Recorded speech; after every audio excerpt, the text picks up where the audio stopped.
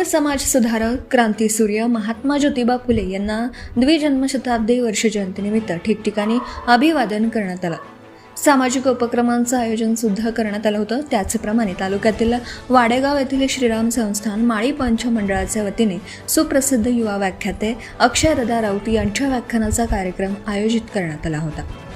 त्यावेळी प्रारंभी श्रीराम संस्थान माळी पंच मंडळाचे अध्यक्ष अरुण हुसे, युवा व्याख्याते अक्षयदादा राऊत, संचालक मंडळ तसेच उपस्थितांनी क्रांतीसूर्य महात्मा फुले, क्रांतीज्योती सावित्रीबाई फुले यांच्या प्रतिमेला पुष्पहार अर्पण करून अभिवादन केलं. तदनंतर युवा व्याख्याते अक्षयदादा राऊत यांनी थोर समाजसुधारक क्रांतीसूर्य महात्मा फुले यांच्या जीवन कार्याला उजाळा देताना त्यांच्या संघर्षमय बहुमूल्य कार्य सविस्तरपणे विशद करून क्रांतीसूर्य महात्मा फुले यांच्या विचारांचं महत्त्व पटवून दिलं. क्रांतीज्योती सावित्रीबाई फुले, भारतरत्न डॉक्टर बाबासाहेब आंबेडकर यांच्या जीवन कार्याचा सविस्तरपणे उहापोह केला.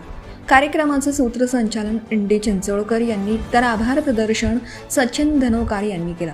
कार्यक्रमाच्या यशस्वीतेसाठी जयेंद्र कातखेडे, संजय धनोकार, सुनील घाटोळ, विलास हुसे, रविराज धनोकार, गोपाल पल्हाडे तसेच शिवा हुसेसह आदींनी परिश्रम घेतले.